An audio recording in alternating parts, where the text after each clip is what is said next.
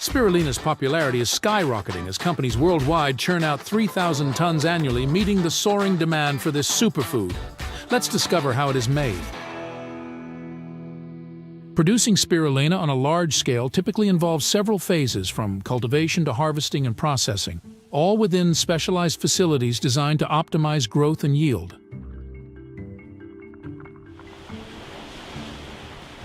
Spirulina is typically cultivated in controlled environments such as open ponds or closed photobioreactors.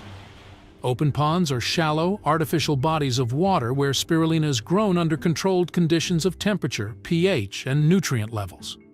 Alternatively, closed photobioreactors provide a more controlled environment, shielding the spirulina culture from external contaminants and allowing precise regulation of environmental factors such as light, temperature, and nutrient concentrations. These systems often utilize LED lighting to provide the optimal spectrum for photosynthesis.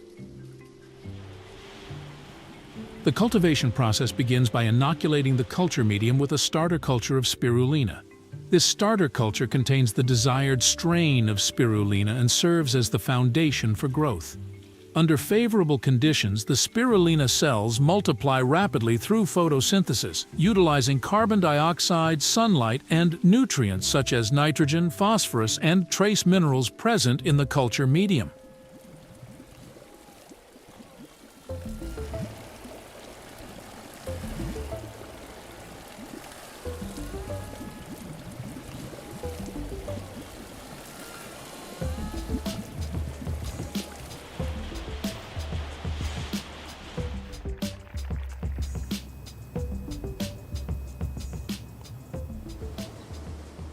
Once the spirulina culture reaches a certain density, typically indicated by the color of the water turning dark green or blue-green, it is ready for harvesting. Harvesting methods vary depending on the cultivation system used. In open ponds, spirulina may be harvested using filtration systems or centrifugation to separate the biomass from the culture medium. In closed photobioreactors, harvesting may involve filtration or centrifugation within the reactor itself. After harvesting, the spirulina biomass is concentrated into a paste or slurry. The paste containing spirulina and water is passed through a special cloth with minute holes. This allows the water to pass through the small holes, but spirulina is not small enough to go through them. This way, a large amount of water is removed from the solution.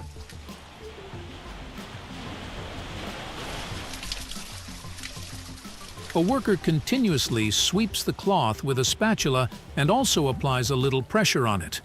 This way, he makes way for more spirulina to fall on the cloth, while also ensuring that more water can be removed from the process. The spirulina paste becomes even denser, but the process won't stop until it is turned into a solid. The sweeping is done repeatedly, and then the paste is transferred to a bucket with the help of the spatula.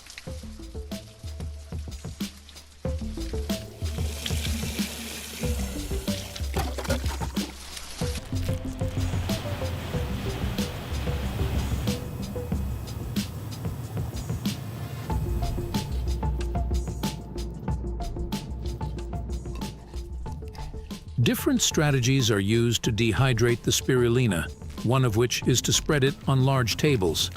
Due to a larger surface area, the paste loses water at a rapid rate and it dries off sooner. While this strategy is useful, there is another method to remove the water. In the second method, the concept of pressure is used.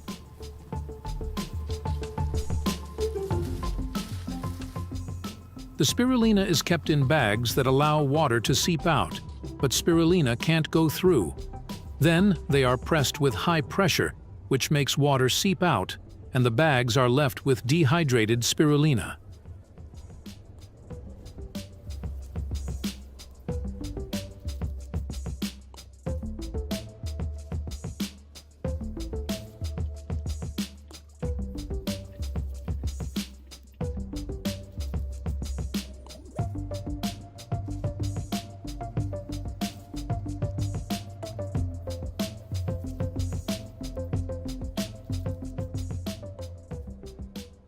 After every single tiny drop of water has been squeezed out of the paste, it becomes a solid brittle slab.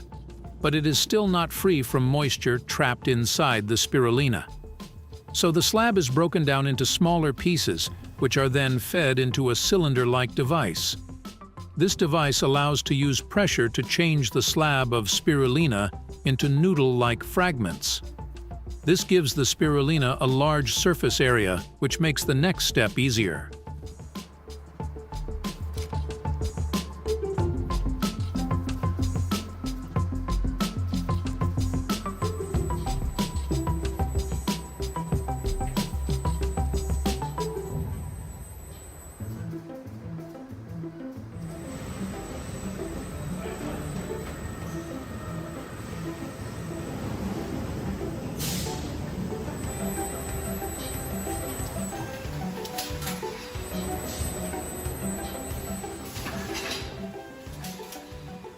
The spirulina noodles are then transferred to several trays, which allow the superfood to dry off. Additional temperature management or even specialized machines may be used to ensure that the spirulina gets dried off evenly. By the time this process ends, the spirulina noodles become solid. This is the finished product. Spirulina, rich in antioxidants and minerals, is ready after a tiring and tedious process of dehydration. The noodles-like dried spirulina is broken down into smaller pieces by hand. Some manufacturers may even process it further to make tablets for easier consumption. This is done by pressing the broken down pieces with a large pressure using specialized machines. However, some people prefer to consume it as granules, and hence, manufacturers sell it as granules as well. As the demand for spirulina continues to surge, numerous companies across the globe are stepping up their production, collectively generating a staggering 3,000 tons per year. If you want to witness the fascinating intricacies of these production lines and delve deeper how these factories work, then you can watch our next videos here.